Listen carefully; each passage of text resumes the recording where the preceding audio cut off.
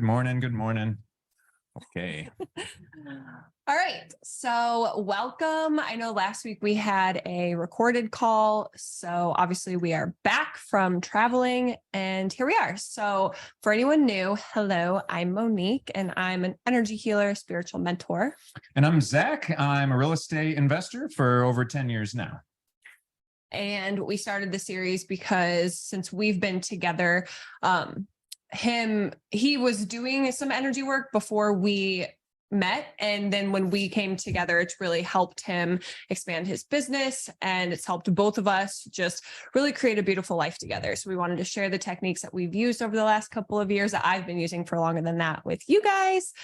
And yeah, so we created this series. So if you're new, then you know, or if you're not new, you know, there's a chat. If you're new, there's a chat and you can use it throughout the call to ask questions, to make comments, chat with each other. And then at the end of the call, we will actually go through and do a Q&A. So if there are questions that haven't been answered, we will address them then, or you can actually come on live or ask any questions then. Yeah, so just know that we're going to probably go pretty fast, and that's on purpose because we're trying to pack tons in this whole hour. So just know there's a replay. On that replay, you can pause it, you can skip sections, you can go at half speed, you can go at 4x speed, whatever the heck you want. But we're going to try and give you as much as we can in this hour and get you out. Yes. So do you want to do the overview, babe? Yeah, so just to give you a little overview of what we're doing in general here. So energetic alignment and mindset, what that really is.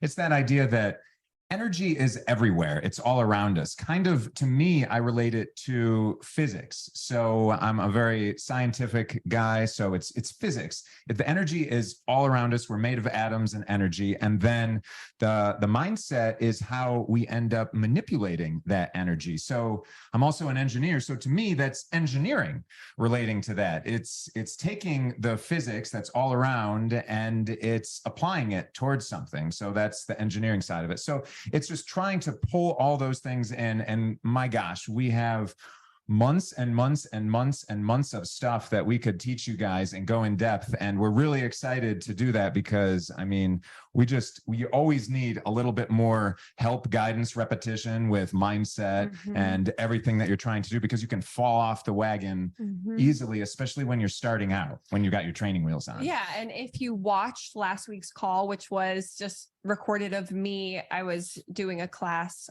just to my audience, and it was all about approaching your goals through a different space, right? And I addressed 4 simple shifts that you can make to really tackle your goals and create the best year yet.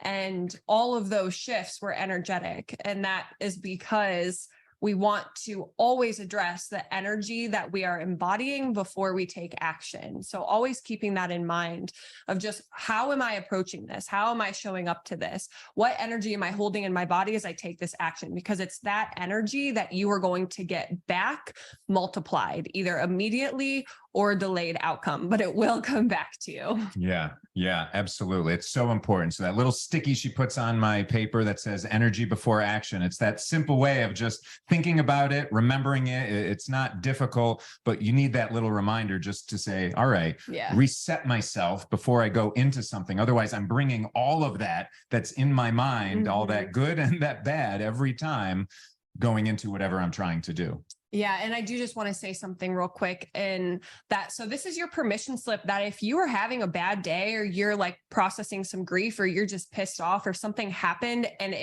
you're not in a space where you really, where you feel great, right? You're just in a space where you're just like, I can't deal with things right now. Permission granted to not deal with them, because it's not the emotion that you feel that manifests an outcome.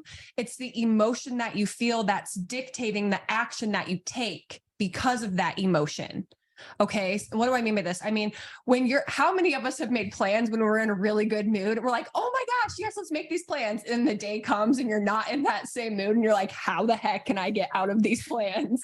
So this is the same concept. It's understanding that with different emotional energies that you're embodying at any given time, we're embodying multiple at any given time. This is the power of duality, holding happiness and grief, holding some embarrassment and celebration, whatever it might be. So we're embodying them all at any given time. However, there's always a baseline. So Zach's baseline is like happy, and my baseline is a little more neutral. But we have that energetic baseline, and everybody's is different. But if for some reason yours is lower on any given day, like for me, this week we just got back from traveling. I'm going through some shifts, and I just had a couple days where I just wasn't feeling that great, and so I was pressuring myself to output. But then I sat and I'm like, okay, am I really serving myself or anyone that comes into contact with me if I'm infusing this energy into anything that I do? So permission slip to just give yourself a break, take a nap, go for a walk, but be aware of the energy that you're embodying when you're taking a specific action, because it's the action that you take because of the energy that you are currently embodying, the emotion that you're embodying, that dictates the outcome. And that's how a very simple term of how we manifest things down the road. So we're going to talk about this at a later thing. I just wanted to bring that up because today we're also going to talk about the ego and how that impacts us. But first, do you want to talk about how people may be able to work with you or me after this? So a little bit of that. So everyone always wonders, like, all right, can I get around your energy more than just this time that we're together? And the answer is yeah. How many ways is that possible? So we each do one-on-one type of training on things. She's can affect people a lot like that. Every now and then we start different groups for things. So you can watch out for that in the future, and different master classes and trainings, deals for me. So if you want to talk real estate now, oh, wow, we get to talk real estate. So if there's deals, like I love deals and going through deals and going like, I would rather have 100 properties at once, because there's so many more possibilities, and people get intimidated by 100 properties where I get super excited about 100 properties at once. So that's a wonderful spot for us to work together, because there's lots of possibilities within that. And then private lending and stuff, of course. But I do want to talk about a little bit of housekeeping stuff as well. So we just sent you an email earlier today, a little reminder about this class and getting in here. We're going to do that every week so that you have those reminders. And there's a little calendar invite that's in there as well, that if you don't have this on your calendar, that you can get that Zoom on your calendar. I live and breathe and die by my Google Calendar. I don't know about you, but I literally, it's one of my easiest things that I'm not doing something unless it's on my calendar. And so it's an easy way for me to say no at the end of the day about that. And then an important little tidbit, then that email that we just sent out yesterday, very specifically, we made a Google form where it just has two very simple questions. But the first one is simply, what would you like us to teach you? Where would you like this to go? What's important to you? I don't know what exactly the question is, but that's the mantra behind the question. Yeah. So it was stemmed from us brainstorming classes for like the unforeseen future. And I'm like, well, why don't we just ask them what they really want to learn, so we can tailor some of this stuff to you? Because energetics is a huge field, and I can talk about anything within it. And Zach has experienced it as well. But we would just love some feedback from you guys. So if you could go take like less than 5 minutes to fill out that Google form after this class is over, then please just fill that out. Do us a favor. Let us help you more. And we have topics that we're going to talk about, but if there's something that's really on your heart that you really want to learn more of, like ASAP, let us know so we can alter the schedule and give that to you. But I think today you'll be very pleased with what we talk about. How Zach was saying, you can work with him more if you want to do more real estate stuff. I call Zach an expander because he expands possibilities for people that we weren't even like, you might not even be aware that it's a possibility for you. And so we're going to talk about that today, because one thing that gets in the way of us not being aware of the possibilities for us is our ego. And we've talked about ego a little bit in previous classes, but we're going to go a little bit deeper into it today. And I wanted to do this now because we're still kind of coming off of that New Year energy. The last two classes have been around New Year's and energetic shifts around goals with that. And so what can come up when you are exploring new goals and you're setting these visions for yourself of this is what I want to accomplish this year or within the next 3 years or within the next month, whether that's an income goal or a property goal or a relationship goal or a weight goal. It doesn't matter. Energetics is the same across the board. So insert whatever area it is for you. And let's just play with that with our imagination here. So what most people don't realize is that our ego, it is not a bad thing. It's something that protects us, but it protects us in a way that it keeps us in this safe space, so to speak. But you cannot live without your ego. So if you're in a spiritual community or you're new to the spiritual space, you might hear the term ego death. And we don't want to kill our ego. That's just a term that means part of your identity that you once identified with, you no longer identify with that. And with that comes lots of interesting experiences in the body. And a perfect example for this is, it's 11:11 right now where we're at, by the way. Perfect example for this is leaving a relationship. So leaving a long-term relationship. We formed an identity of who we are with our partner. We formed an identity of how we show up with our partner, or whether maybe your relationship is a job. You formed an identity of how you show up each day, what you wear. And so leaving the relationship or that job, we go through the breakup. But we're not just grieving the loss of the relationship. We're grieving the loss of who we were within the relationship. Because now what do we say? Oh, I have to learn how to date again. I don't even know what my type is anymore. I don't know how to show up on a date. You are learning who you are again. You're literally creating a new identity. And this is the identity is our ego. So an ego death is like we've left that part of us behind, and now we are becoming something new. We're always doing this. We are always doing this. Just in sometimes, especially as an entrepreneur, you're experiencing this probably a lot more than the average person. And so this is why we wanted to talk about this. But essentially, your ego, it is a mental and emotional expression of your nervous system. And so it's showing up for you based on how your nervous system feels entering a new space. And just know that you are not your ego. You are the awareness of it. Because if you were your ego, you would have died when you left that relationship. You're still here. We've all broken up with people before. We're all still here. So you're not your ego. You're not that voice in your head. Yeah. So I always hear someone say, when I hear the word ego, I usually hear, oh, you're so egotistical. You're so full of yourself, like probably in line with you're such a jerk. Yeah. And we hear ego like it's a bad thing. Like, oh, yeah, well, I don't want to be that, or I don't want to be like the jerk or the egoic person. But ego, it can be a bad thing when we lean on it too much, but it's ultimately a protector of us. And it's how we identify ourselves. So it's all in how we approach it. Yeah. And you're saying it's those emotions that are coming through in that moment. So if they're coming through from that clouded space, from a negative, from a trauma type of past, well, then you could be a jerk just because, you've gone through those things in the past and you felt that emotional connection in the past. So now you're projecting that emotional feeling out there in the world. About before the thinking feeling loop. And so those emotions trigger thoughts, and those thoughts might trigger things like, well, I'm more important than this person, and that's comparison, and we're going to talk about this later in this call too, or like, well, I'm better than that person. And that's the ego. Anything that says I first, separation, is the ego. So when we act from trauma, then it's like, well, either I'm not that type of person, or I'm going to be the best person that there is. And so people can form identities around a trauma.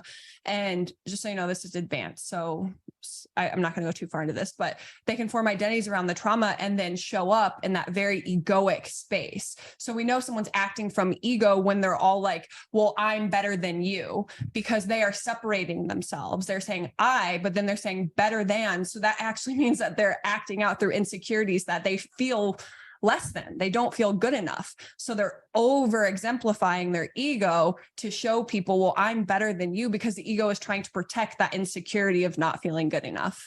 Yeah. So when I get that feeling, maybe they don't even verbally say, I am better than you, or I am better than these other people. But when I notice that type of reaction on someone, that they're projecting that out into the world, I am instantly turned away from that type of person. I don't want to associate with that. So yeah, I would rather all of you have a wonderful relationship with your ego, and we can all do deals together. Yeah. I'm all about making everyone great around us. You know, there's that notion of, there's many people that like to carve out what we're going to do, have our little section of pie. Like, here's a pie, you know, here's the opportunity. How much are we going to get of that pie? Well, I say, screw all that. Let those people fight over the pie. Let's go build a pie factory over here. Right. And then, like, after that, let's build more pie factories. Now we can feed all those people that are going after those little bits of piece of pie. So it's just, it's a shift. And I want to be around those people that have that good shift, because it just makes life easier, happy, more calm and easeful, and just everything I want in my life for part of my personal vision. You can take some of that if you want, or you can hang out with those people that think they're better than everyone, if that's what you like to do for now. But so what Zach is trying to explain is what the ego is, and it boxes you in. And so it's the I, it's that separation, that I'm better than thou, or I'm different than, I'm not good enough as, either they're better than me. So still separating yourself. And it is this, either it can be a positive or a negative sense of self. The ego is how we learn who we are. It's how we self-identify, and it's our collection of stories of what makes us us. So for an example, if you had a traumatic experience, whether capital T, like a death or abuse in the family, or a lowercase t, like a rejection on the playground, which felt like a capital T when you were a little kid. And then we can create stories about who we are. So for an example, if I approach someone on the playground when I'm in 7th grade and they say, ew, a girl, get away from me, then I'm like, oh, wow, people don't like me. I'm going to be rejected if I go up to someone. So then I create an identity to protect myself, that it's not safe for me to approach other people. That might then bleed into him being a real estate investor, calling people, calling wholesalers, calling private money lenders, and being scared to reach out to them in fear of rejection. So these ideologies that our ego creates, the stories that it tells us we are, they bleed into different areas of our life. So something could have happened on the playground when I was 12 years old, but now in my life, in my career, I have to reach out to people to benefit my career, but my ego is trying to protect me, saying it's not safe, you're going to get rejected, because my little 12-year-old heart was broken.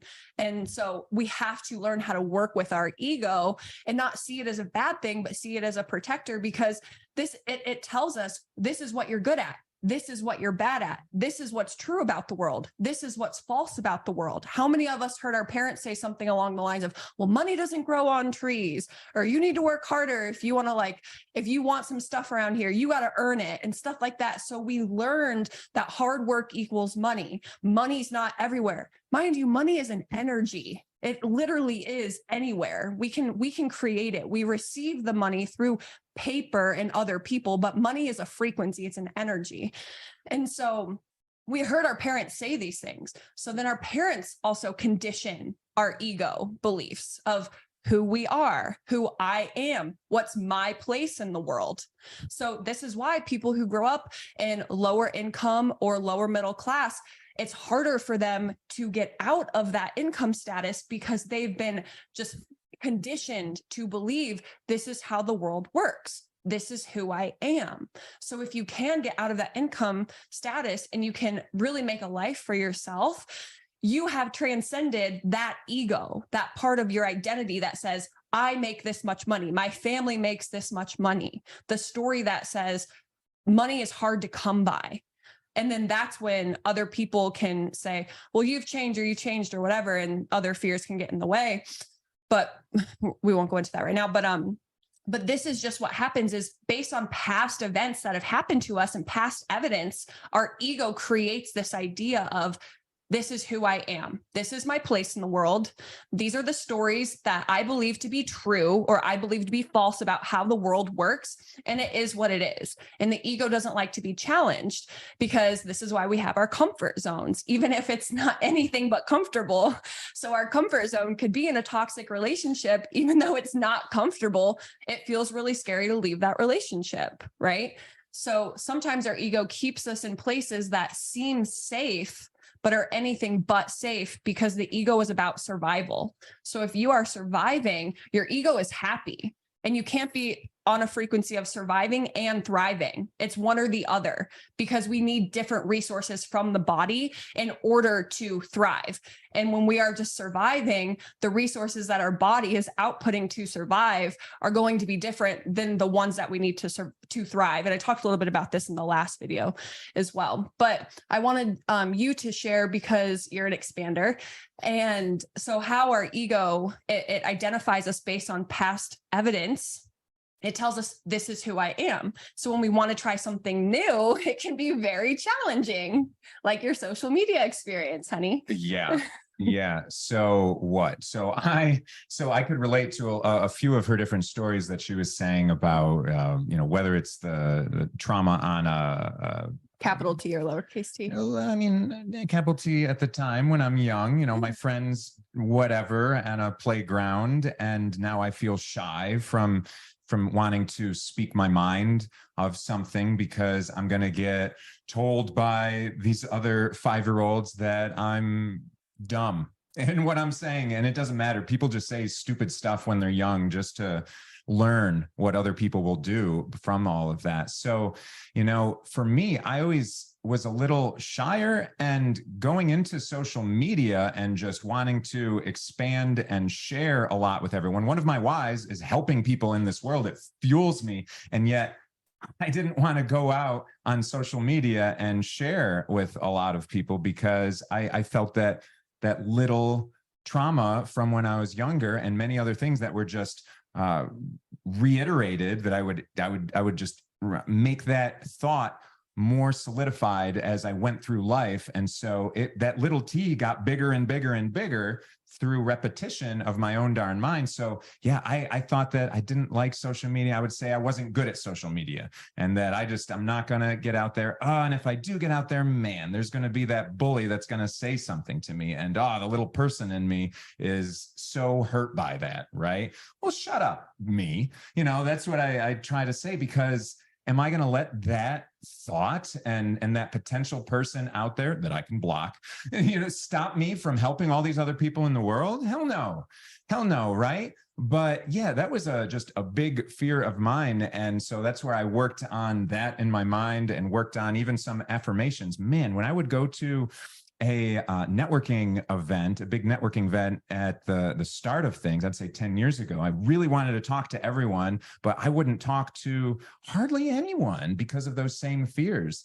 But now when I go to networking events, sometimes very specifically, I'll be intentional and put on my affirmation that I'm great at networking, that people love to talk to me, like people want to talk to me. And I even have different rings that I wear for different colors for different things that I want to exemplify in myself at the time. So it's just another reminder of, hey, I can get over this thing in my head. So if I have all of these different things that are reinforcing a positive behavior on that, it's a way that I can train my ego in my head, train everything that's going on, so that I can show up to be who I want to be for the world, and so that I can fill my heart at the end of the day. Yeah. And that's essentially, the ego is formed at a very young age.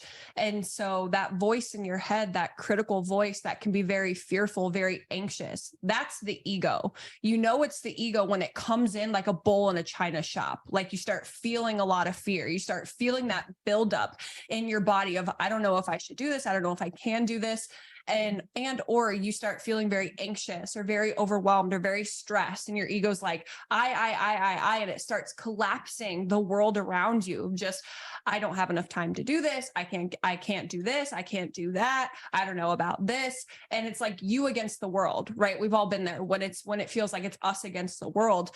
And it's not a bad thing. That's what I want to tell you. I really want you to understand this. Like, your ego isn't something to argue with. It's something to understand. And when we understand ourselves more, we can love ourselves more. And then unconditional love is the highest vibrating frequency that there is. And so when we're plugged into that, we are truly in energetic alignment. And so when we can understand our ego more, we can say, okay, ultimately, when the ego pops up, there's a fear coming up. So we can say something like, hey, where is this fear? What's this belief? And the first couple of classes, we talked a lot about limiting beliefs. So if you identified any limiting beliefs, that's what your ego believes to be true or believes to be false about the world. So believes to be true, that limiting belief, believes to be false, what you actually want to believe. Okay. So, but that can change. That can change. Just like you broke up with that partner and now you're either in a new healthy relationship or you are single and thriving or you're dating, then you've become a different person. So you know that your beliefs about the world can change. So the ego is very malleable. So we want to work with it, not against it. Yeah. So I just want to say too, with social media, everything with that, getting back into social media, I thought the same thing, Mark, where it's like, okay, I've been out of it for a while now because of whatever reasons, but it's like, how do I get back into it? They're going to be like, oh man, he's just trying to do this now. That's not who he is. Right. I was thinking to myself, that's not who I am. I was telling people I am not good at social media. I do not like social media. And all of those things. Well, change it. And that's not, necessarily easy, but it's that's a straightforward. Affirmations come in. Yeah. And that's where, like, we have to practice. Remember, an ego is a component of your subconscious mind. It's a conscious expression of it. And so to change your subconscious, you need repetition or intensity or both. And so that's where we're reciting affirmations, using those bridge words, if that's what you need to make it more believable. And then look for proof. Look for proof in your world that this can be true. So for an example, if you think I can't make that much money, look for someone that is. If you think no one gives a shit what I say on social media, look for someone that you care about what they say. There's people that I've had that same belief too, where like people don't care to hear what I have to say on social media. And then I'll go and I'll find myself looking on people's stories. Like, I'm literally looking at a photo of someone's food right now. Like, and I'm choosing to look at this. So someone cares about what I have to say. Yeah, you're going to show up to the right people at the right time, exactly when they need it. And you're going to give them the right message. It's, and it's not going to be the people that critique you, that give you all that. It's not for them. Just know that that's not for them. And you'll learn to seek the people that love you and the people that can relate to you with everything that you're doing at the end of the day. I also had the feeling like I'm not good enough as all these other people that are out there. But yeah, like the example, man, everyone eats the food and stuff. Yes. And this is something that I've been telling Zach a lot too. And I guess it's just coming up because we all need to hear it right now. It's just, people come to you not because of what you know. We live in an age where anything can be Googled. For the most part, I'm in the holistic health field, so it's a little harder to find stuff like that I do, but anything can be Googled. Okay. They come to you because of your energy. They are drawn to you for a reason. Only you can present things in a way that some people need to hear it. Only you can engage with people in a way that some people need to be engaged with. Why do you have a partner? Why did Zach choose me and not the other billions of women in the world? Because only him and I can have the connection that we have. It's the same concept. People come to you because of your energy. They come to you because you have something that they can feel on an unconscious level that they're not even aware of on a conscious level yet. Right? We've all come across someone where like, I don't know why, but I just feel like I'm supposed to talk to this person. I feel like I'm very drawn to this person. There is a reason, and it has nothing to do with our conscious mind. It has everything to do with the energetic ties that connect us all. Okay. So you have to trust that. You have to trust that if there's a message on your heart, Mark's coming back in, you have to trust that if there is a message on your heart, that it is a message meant for you. For you to express. I will get the hang of this microphone eventually. For you to express. that it is a message that only you, even if other people are sharing similar things, even if other people are saying similar things, you are saying it in a way that specific people in your field, or that are going to become into your field, that are going to come into your field, that they need to hear from you. They need to feel it from you. Yeah. Okay. And I went through this a lot too, because I come off very passionate, and sometimes I'll rewatch things that I say. I'm like, wow, I sound very angry, but I'm not. I'm just so passionate. And I'm like, who the heck would want to hear what I have to say like this? But people always say, wow, that was so powerful. Thank you for that message.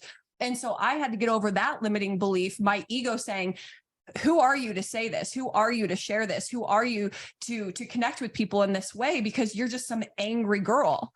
And I'm like, no, I'm not angry. I'm just very passionate about this. I think everyone needs to know this stuff. And so I choose to lead with that belief when I go live, when I connect with clients or potential clients, or when I'm just sharing on my social media. I choose to believe that I'm passionate about this and people need to hear this to better their life. And I come from that place to get that other belief out of my head, and then I share. Mm-hmm. So you can practice reciting that to yourself, the new affirmation, the new belief, and then take the action. Yeah. So Mark, thank you for sharing. You know, we have failed on things in the past. You know, we all have, you know, so it is scary to start yet another thing, Gabby, relating to that. What I would say is that share that, man.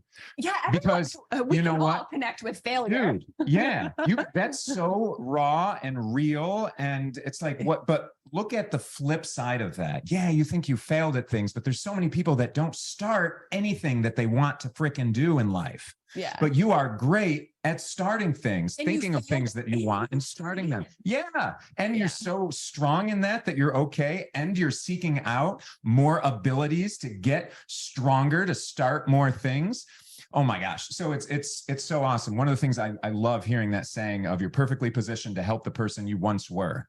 You're perfectly positioned to teach that person, to share your story, that person that you once were. Bring somebody up who is then going to be afraid because they've failed on something. They've failed on something, so they're afraid to start yet another thing. Dude, share that, man. That's so raw and real that people are going to relate to that so much. And you're going to show up to the right person at the right time, right when they need to see, like, yeah, all right, this friend of mine, he is doing that. And I've seen him, because people see things and they remember things, sure, but they've got short memories too. And so I just like to look at people of where they are in life and where they're looking to go. And man, not giving up, that's just a huge thing. So show up to those people, because you don't know who you're going to end up affecting. Yeah, know? absolutely. And just to carry on from what you were saying, babe, and Julie saying that you've been misunderstood over your passion and you think it's more of the receiver than you. Absolutely. Everyone is seeing a reality through their own personal lens. And sometimes if people are so much like they're leading life through a very egotistical lens, meaning they're leading life through a protection. They have fears, they have insecurities, and their ego is like overboarding. It's a very overprotective sibling. And it's saying it's really limiting them from seeing the world as it actually is. And it's showing them a view of the world through their protection. An example would be if someone failed and they were so embarrassed that they failed, that insecurity of them failing, their ego came in and said, it's not safe to try again because you failed and you were so hurt by that failure. If they are choosing to look through that lens into the world, meaning, Mark, for an example, because you were sharing, if you shared something on social media and someone looked at you and was like, he just tried that a couple months ago and he failed. Look at him trying to be an idiot. That's their lens, because they feel like an idiot because they tried to do something, they failed, they feel embarrassed, and they would feel like an idiot if they tried again. Yeah. So that's their lens. They are projecting their hurt onto you because they are trying to protect themselves. So then this is what, like, so projection onto someone else is protection internally. So if someone is projecting onto you, calling you names or saying what you're doing is silly, or saying you need to stop trying, or saying just give it up and move on, they are projecting their fears and insecurities onto you as a form of them trying to protect their fears and insecurities. Yeah. So know that that's their ego. Yes. That's the first thing that we're trying to do is identify what is this ego so that we can condition it in different ways and see that other people haven't conditioned their own at that point. What is happening is that you trying something new, that's an ego threat. So their ego is feeling threatened now just watching you. And other threats that can come in and be a threat to our ego is it can be the possibility of a reoccurrence of a harmful event. So if you were in a toxic previous relationship, you might feel scared to put yourself in a position to be in a new relationship because you're like, oh, well, I don't want this to happen again. I can't trust my judgment.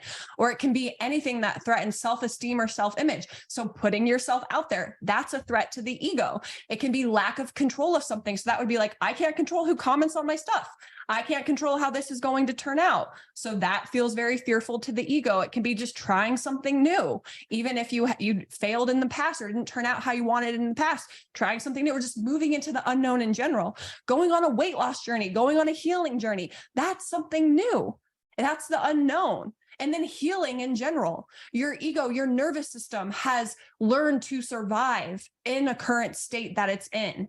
So when we start healing or when we start becoming self-aware or when we start being more responsive and less reactive, that can be a threat to the ego because the ego doesn't know how to operate. The ego doesn't know who the I is acting in this way.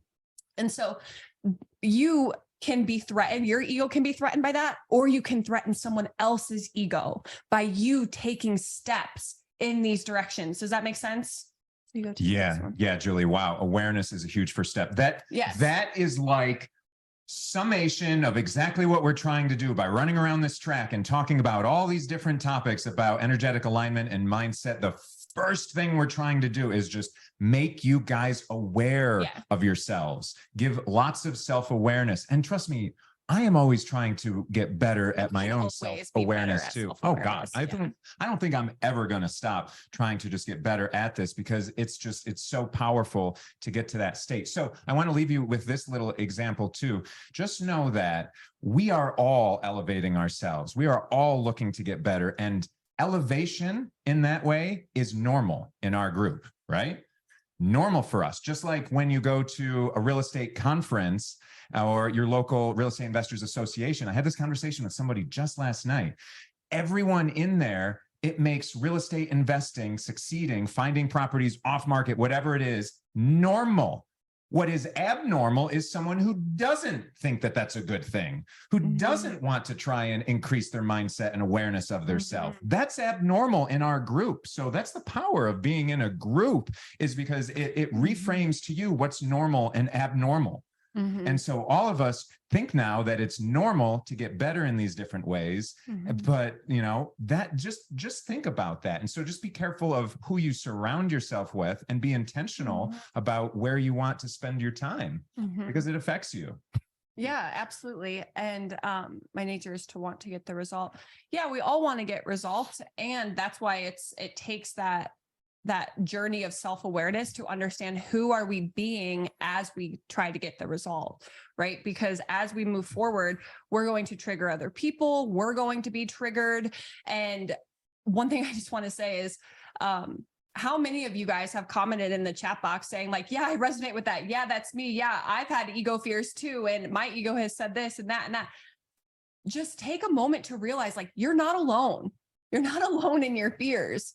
You're not alone in being and focusing on the result and feeling disappointed if you don't get that result. But don't let the fear of disappointment prevent you from continuing to get the result that you want. Because remember, if it's not this, it has to be something better. Because I'm believing that. I'm choosing to believe that. That's faith. That's an ego enemy, by the way, which we're going to talk about next week. But it's understanding that I'm not alone. If I'm feeling this way, it's proof that other people are feeling this way too, because we're all connected.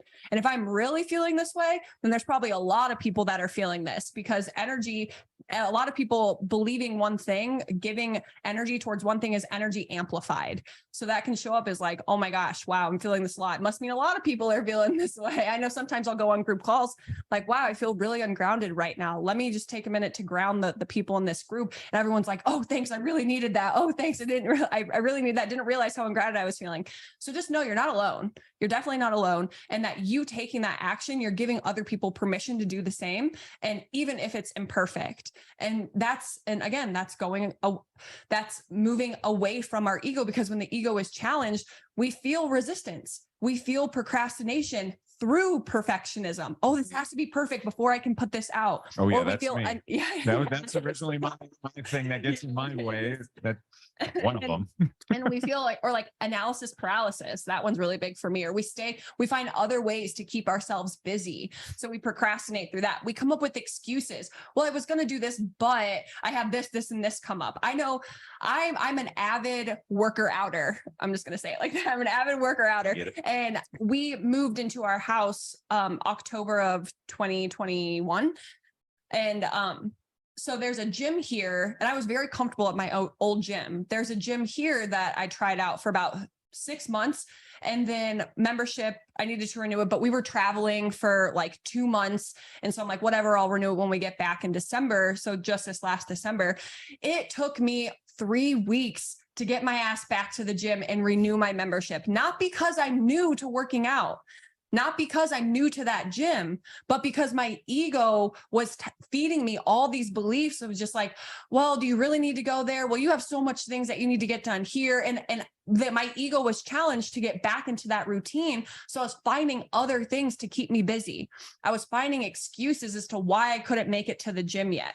And then when I ended up going, I felt great. And then within a week, I'm like, wow, I feel so good. I can't believe I waited so long to do this. So just remember, how are you going to feel on the other side of that action? Let that feeling guide you through the action. How am I going to feel when I finish my first workout in 3 weeks? I'm going to feel fucking amazing. So I'm going to let that feeling guide me into this action, even if I feel scared. Am I going to let my fear win? Or am I going to let the feeling of feeling confident, of feeling accomplished win? Right? So we always are making a choice. Are we letting fear win, or are we letting the desired feeling, the desired outcome win? Because we want what we want because of the way that we think we will feel when we have it. So are you going to let that feeling win or the fear win? You're letting one or the other.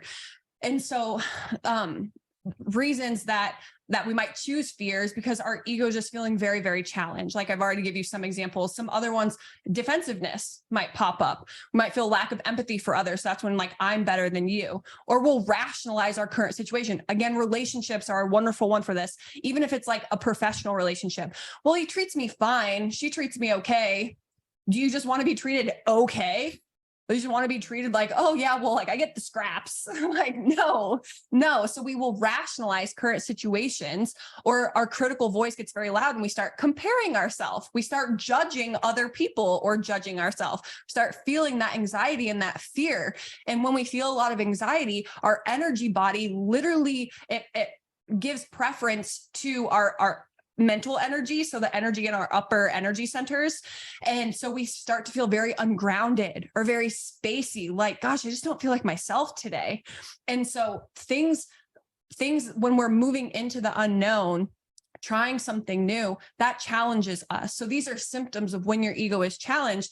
And what happens is your ego may want to collapse on itself, meaning the world feels very small. And that's when you have created your own little system. Yeah, my own little system. So I tend to be particular with words a lot of time and then again, that's just, I want things to be perfect that go into the world. And so part of that was just honing what word selection I use with everything. But then I noticed that if I changed the words that I used, I would get a different result. So, instead of asking, when I'm in a down state and I'm like, oh, I can't do that, I catch myself and I'm like, ooh, I just said I can't do that, or I'm limited by something. Instead of saying I can't, and I don't just flip it and say I can do that. Or like, no, that won't work. Yeah. Or no, can't right. Do it. All those little like, things in my mind. Here. And like they come up. They come up in different times. I mean, throughout the last week, if I wrote them down, those things they come up. So it's, yeah, how can I? That's a starter. I'd say that's the training wheels, but I'll give you even a better one, much better one. It's how many ways can I do this? How many ways can I accomplish that? How many ways can I reach that goal? So how many ways can we work together? How many ways can we do deals together? How many ways can we have a loving, beautiful, happy relationship and help everyone else around us? How many ways? Literally change that word and you change the result, because your mind, think about it, your mind is not now asking, can I or can't I do that? That's not even a question. There is no opportunity for your mind to say, I can't do that, because how many ways tricks you to think that, oh, there is no. So I'm now challenged with thinking all of the possibilities. And it's not even just what way can I do this, because then you will stop at whatever you think right away. The trick is how many ways can you do it? Because literally it's a plural. Plural means you must at least think of two, but I would say challenge yourself to literally think of how many ways can you do this. When I was when I was scrambling for money, when there was the pandemic that was happening and everything was going on, and oh my gosh, who knows? There's lots of unknown. I would get into a little depressive state, and I'm like, oh my gosh, I'm not going to be able to do something. I'm not going to be able to make the payment to the lenders, all this stuff, whatever, fear, all those things, maybe rightly so coming in at times, but I would say not rightly so. I challenged myself with that own question, how many ways can I make money? How many ways can I make this work? And then holy smokes, I ended up having some notepad that had 25 lines on it. And I swear I had 20 different ways of making money right there, because it just asked that question, how many ways? And I'm like, ooh, what's another way? Ooh, because as you get more and more of them, man, it just feels more possible. You feel more full of yourself, your happiness. And then it's like, okay, now I have 20 different ways that I can make money from this. Now I can rank which ones make more sense for me, which ones are like the faster ways or the bigger ways, whatever your criteria is, the best way to show love to your significant others and things like that. But you're not stuck. Your mind doesn't think, can I or can't I? Because that's not the question. It's how many ways. That helps me all the time. I'm going to tell you, just reframe that question to yourself all the time. Try it. Just try that one thing out on yourself whenever you're feeling down about something or feeling that something is not possible. Catch yourself in that thought and then very quickly go and think, how many ways can I make this more possible? So I love that. So that's one of the things that I typically say when I'm networking with people, when I'm just looking for kind-hearted, loving people in the world, looking to do great things. At that point, I tell them, it's not can or can't we work together, because with kind-hearted, loving, trusting people, it turns into how many ways can we work together? And people resonate with that a lot. And then we start thinking of all the different ways. It's almost like your mind knows how to brainstorm. It's just, if you let your mind brainstorm in a negative way, it'll go to town. It'll go to town. Like, how many ways can this go bad? If you're a pessimistic type of thinker, holy smokes, you'll go to town thinking of all the different ways that it can go bad. So don't let yourself do that. Yeah. And the brain has a negativity bias to begin with, because it is Safety. a survival organ. Yeah. And so it's looking for threats. So we have to program ourselves to look for positive experiences, for things that can go good, for things that can go our way, because they're out there. Everything is a possibility. So if there's a possibility that something can flop or something can go horribly, there's an equal possibility that it can go wonderfully. Okay. So we have to learn to believe that. And also to get past that fear of disappointment, that if it doesn't go amazingly well, then that's okay too, because I learned something from this experience. And I've built confidence towards this experience, like Zach was saying, with the how many ways, and then you start writing them down. And so now you're not only seeing how many ways you can get past this, but you're also building confidence. Like, wow, there's one way. Oh, wow, there's another way. Wow, I have 5-6 ways, and I'm not even done writing down. So then you're building confidence in yourself as well.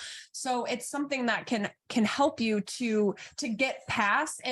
And we all are going to go through, like, the ego feels threatened, the ego feels resistance or pushback, and then we have to implement our tools to get past that. That is a cyclical experience. That's not something that we get past once and it's done. It's something that will happen whenever we try something new. It's just you get better at it. You become more confident with it. You learn to trust yourself more and your ability to execute whatever it is that you want to achieve. And so therefore you start going through the process a bit quicker. And so you can do this by building confidence and write down what happened when you acted, write down how it turned out, because we're so easy to forget the positive, but it's not easy to forget the negative. We will remember that like we're elephants. And so it's just giving ourselves that permission to celebrate what went well, to learn from what didn't, and to remind our ego, I survived this. I may have failed, but I survived, or I tried something new and I survived, because that's what matters. It wants to survive. That is the ego's main goal. That is why it gives us resistance and procrastinates, and it causes us to push back against something new, because it doesn't know if you're going to survive, because change equals the unknown equals a chance of death. So when we can remind ourselves, hey, I'm good, or look, we survived. Look at all of these other times that we've tried something and we've survived. Like, it will then become a little bit easier for you to press go and press play. And because the ego will always try to remind you of who you are. So you have to tell yourself who you are, because if you don't, your ego will decide for you based on past experiences. So just like Zach was saying, look for the positive, look for who do you want to be? Write it down. This is why we went over affirmations in the first couple calls, because we want you guys to actually do this and like write it down, read it every day. I have reminders in my calendar app on my iPhone. They go off throughout the day of just little sayings that I want to remind myself are possible for me. And I have something that I've recorded that I listen to at night, or I'll listen to it in a quick meditation that reminds me of what is possible, what I want to do. So do this for you, because it makes your ego. What this does, when you listen to affirmations, when you repeat affirmations, when you visualize the affirmation already happening, you are telling yourself, this already happened. The body doesn't know what's happened previously, what hasn't happened yet, or what currently is happening. It knows what you tell it via the stories that you're telling yourself based off of what you're currently experiencing. So when we can recite affirmations, when we can take a minute and just close our eyes and breathe into whatever it is that we want to create in our life, we want to be true, you are telling yourself, this is who I am. This is my life. This is what's true for me.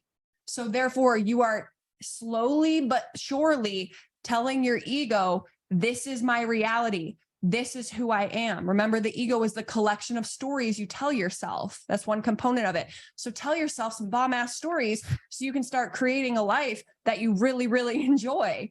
And then the more that you tell yourself these stories, the more your ego's like, wow, that is me. Wow. So then you start finding, you walk into rooms and you carry yourself a little bit differently. You get on conversations with potential buyers or sellers or business partners or whatever, and you're showing up more confidently. You're posting on social media like, who is this person? And you're reading your post like, wow, that was really good. And you're showing up for dates and you're feeling good regardless of how the date turns out. And you're just like, you're going to the gym and you're like, I'm so proud of myself that I'm here. And you walk and you're checking yourself out in the mirror and you're not just staring at the floor, because you belong there, because you're taking care of yourself. You are literally programming a new identity into your mind. So don't take this stuff lightly, especially if there's something that you want. There's just simple little things that we can do. And it's very simple. It's very, very simple, but it does take repetition. And this can help our ego from not freaking out when we finally are ready to take the leap. So if we practice seeing ourselves at the gym for a week before we actually go, taking that first step into the gym doesn't feel so scary. If we practice signing a multi-million-dollar deal before it happens, signing that deal doesn't feel so intimidating. Right? We don't have that imposter syndrome as much. It still might be there. So these are just some little things that can help to prevent your ego from freaking out so much, because your ego will continue to freak out if there's an actual threat or it's perceived. A perceived threat can be an argument.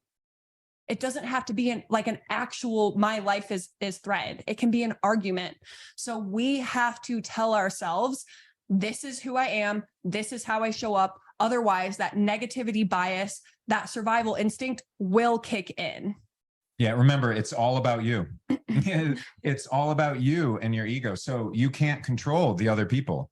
when we're thinking about all of this. So when you think about, all right, maybe I want this deal to happen, I want something from that deal to happen, just know and how many ways, can I get a deal like this to happen? Maybe it's not that specific deal, and that's okay. But knowing that there's always another deal out there, put that as one of the line items, then you're already prepping yourself that if things go wrong,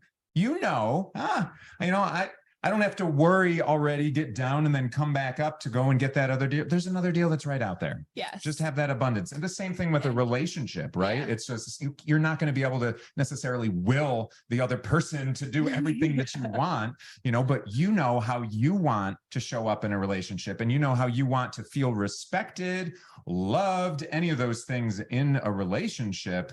And so you can put that out there. How many ways can I give love and feel respected and give respect to other people? But one of those ways might be to get another person. And that's okay. That's just okay, right? So I'm not trying to tell you that you can fix everything around you like that. But what you can do is you can fix, if you want to use that word, yourself.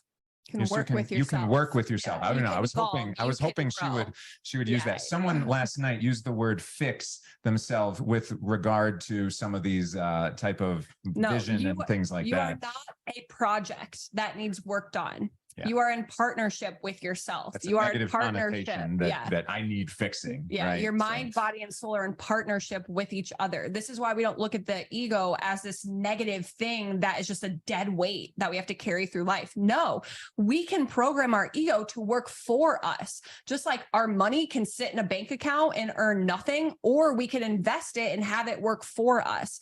Our ego is just whatever it's been conditioned to be. And we are malleable. So we can recondition our ego. Does it take some effort and time at first? Yes, but it becomes easier over time because you become more aware. And if you find yourself feeling stuck or feeling like, oh, I don't know where to go from here. What if you did know? What if you did know? What if you did know what was on the other side of this fear? What if you did know what you needed to get clarity? What would that be? Don't give yourself the option to say no or to set yourself up for failure. Like his question with how many ways. I always ask people, okay, I understand you're feeling that fear, but what if you did know? And then if you want something to work out, again, don't set yourself up for failure. Say, if it's not this, it's something better. And just program that into your psyche. If it's not going to be this, it's something better. I'm just being redirected to something better. There will be a lesson in this, or there will be some type of resource that I gain from this, but I'm being redirected to something better if it's not this. Again, perfect example is relationships. We've all been devastated when we've left relationships. How many of us want to be in a relationship with someone that we dated when we were 16 years old? I wouldn't. And so now, but I was devastated when I broke up with my high school sweetheart. And so now it's just know that it's just going to become better because you are becoming better, because you're growing, you're evolving, you're learning lessons, you're learning more about yourself, and you are expanding your view of the world around you. Thus, you're giving yourself more evidence that the world can work however you want it to work. Right. Love it. Love it. Yeah. So I think that's a good stopping point for today. If anybody has any questions, then we will stay on a couple minutes for that. But next week, just real quickly, we're going to talk more about the ego enemies. So these are things like forgiveness, faith, trust, compassion, growth, possibility. And we're going to talk about how to incorporate more of those into your life. And Zach will give you an example of how he used forgiveness to really overcome something that was a burden. Oh yeah. So that exercise that I talked about a couple of weeks ago that you guys were interested in, that kind of shifted my whole mindset in the course of 45 minutes, took me from this giant burden that I had to just all of a sudden light and happy and full of possibilities. That exercise we're going to share with you next week as well. Yeah.